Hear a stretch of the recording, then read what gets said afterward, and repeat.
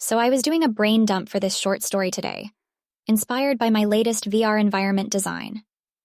You know how I am with my hyper-reality clusters and existential questions? They seep into everything I do.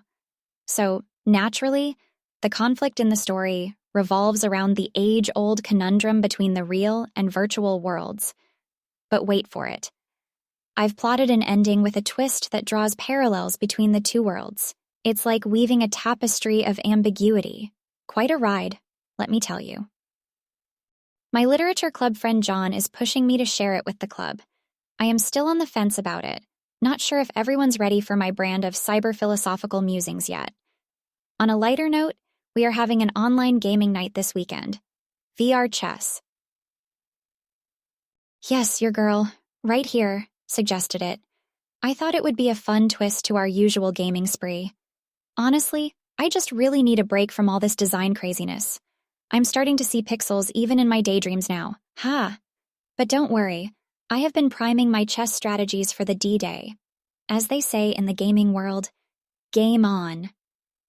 Eric, that foodie, found this cool pancake place called the Big Banana. Apparently, they serve the best pancakes ever.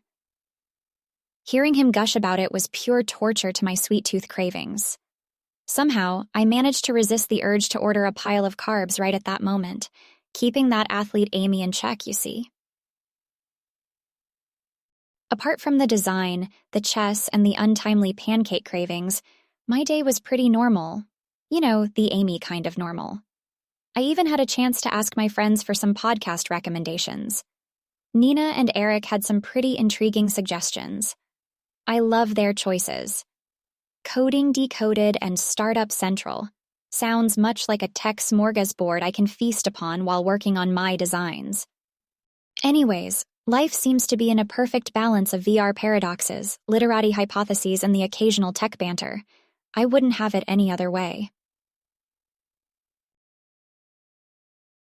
You won't believe who I got chit-chatting with at the augmented reality art exhibition today, Laura, the curator herself. We were discussing some striking pieces, and she dropped this pearl of wisdom. Amy, in this deluge of tech, it's easy to forget that art is meant to make one feel a certain way, not just look a certain way. That pretty much resonated with my beliefs. But hold up, we are getting ahead of ourselves, right? Let's start from the top. This AR exhibition. It was like a dream sequence. Imagine art that literally responded to your presence. Dazzling arrays of canvases that evolved and morphed based on your movements. Sheer brilliance. My brain is still reeling from the sensory overload. I was particularly struck by one installation that used light projection and motion sensors to create a fluid, evolving piece of art. It was pure magic, watching the art change and react to the viewers around it. And that's when it hit me, how to incorporate AR into my VR designs. Imagine a 3D model that can transform based on user interaction. It got me all fired up. Remember how I told you about my chat with Nina and Eric about our space-themed game night fantasy? The AR exhibition just made it feel even more real. If only I could create a VR game environment as immersive and interactive as that. It's going to be a game changer, literally. Speaking of the devil, there we were, having a hilarious chat likening the AR experience to our gaming world. It started with Nina likening her invasion in EV online to my art exhibition frenzy. Much like a gaming quest, exploring art exhibits does feel like an invasion sometimes, especially when a fellow visitor, Luna, almost brushed past an expensive-looking installation. Disaster averted, I tell you. Anyway, my art invasion turned out to be quite the joke with Nina and Eric. Eric, with his otherworldly humor, expected aliens at the AR exhibition. Trust him to add an extraterrestrial angle to anything. But hey, I might just incorporate aliens into my designs. The idea is tempting, the more I think about it. The sight of AR tech-inspiring VR designs added fuel to their tech geek enthusiasm. I swear they were over the moon about the whole concept of an AR-powered VR world. Not to mention, a bevy of hilarious but futuristic ideas about gaming in space.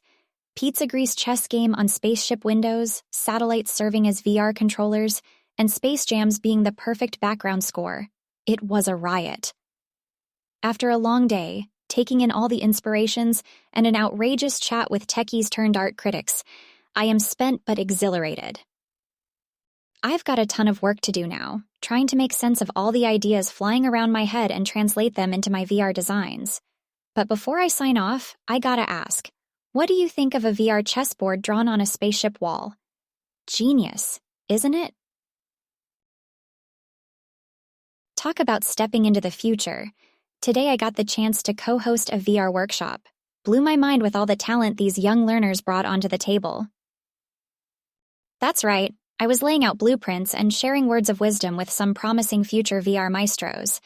And might I add, it was simply exhilarating. Now let me tell you about Serena, one of the attendees. Man, she's got some mad skills, almost had my jaw on the floor during her presentation. Then we had Miguel, my co-host.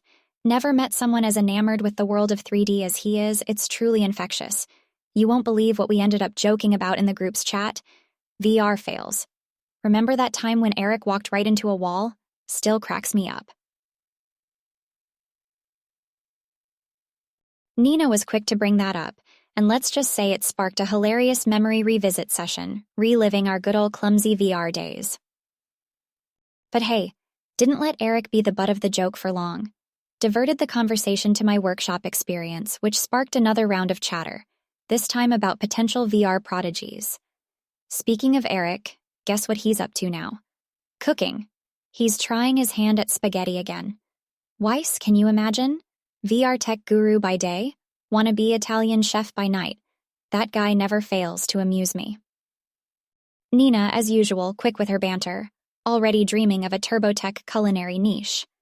When you find humor in the smallest things, life never runs out of surprises, you know. And who'd have thought we'd find ourselves laughing about drawing parallels between spaghetti and coding? That's our techie talk for you. Speaking of humor, how about spaghetti being the new source code, huh? Just picture al dente lines of code all tangled up. Nina's already devising fettuccine functions, and don't even get me started on my rigatoni routines. Pasta tech for the win, am I right? Oh, and you remember how we joked about a VR chessboard on a spaceship wall? Better believe it. It's all happening this weekend. Yeah, your girl here's been plotting a gaming night, and as they say in the gaming world, game on. It's just crazy fun. VR along with a pinch of humor and a whole lot of spaghetti. Just another day in the life of me, aka Amy. Somehow, amidst all the laughter and spaghetti, and of course the VR, I've found myself feeling more alive than ever. It's all so beautifully chaotic and makes me love my job and my friends even more. After all, what's life without a little bit of code, a dash of creativity, and a whole lot of spaghetti, right? Just goes to show, some days, it's all about celebrating creativity, and the odd mishap, of course.